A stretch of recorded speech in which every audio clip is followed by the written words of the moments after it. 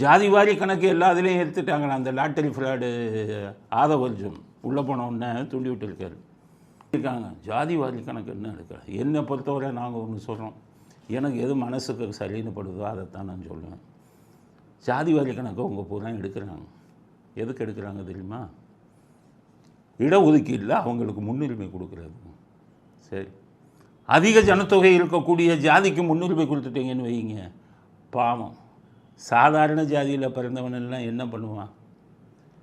அவனுக்கு அவ்வளோதானா? அவனுக்கு எதுவுமே கிடையாதா? அதிக எண்ணிக்கை கொண்ட ஜாதியில் பிறந்தவங்க தான் நாட்டில் இருக்கணுமா? எண்ணிக்கை கம்மியாக இருக்கிற ஜாதியில் பிறந்தவனுக்கு யாரை காப்பாற்றுறது? என்னுடைய கருத்து, ஜாதி வாரியாக எடுத்து இடஒதுக்கீடு பண்ணுறதுக்கு நாங்கள் எதிர்ப்பை தெரிவிக்கிறோம். ஏன்னா எல்லோரும் மனிதர்கள், எல்லோரும் இந்த நாட்டில் வாழ தகுதியற்றவர்கள். அதுதான் வச்சுட்டான் பேக்வேர்டு. அதில் இருக்கிற எல்லா ஜாதியும் போட்டி போடுங்க. பாரதியார் சொன்னார், 1000 உண்டுங்கு ஜாதின்னாரு. ஆயிரக்கணக்கான ஜாதி இருக்குது. அதிக ஜனத்தொகை கொண்ட ஜாதியை மட்டும் எடுத்து இடஒதுக்கீடு கொடுத்தா மற்றவன் பொழப்பு என்ன ஆகுது? அதனால் எங்களுக்கு ஜாதி வாரியான இடஒதுக்கீடுக்கு நாங்கள் எதிரானவர்கள். அது இப்போ விஜய்க்கு அதுக்கு அவருக்கு ஒன்றும் தெரியாது.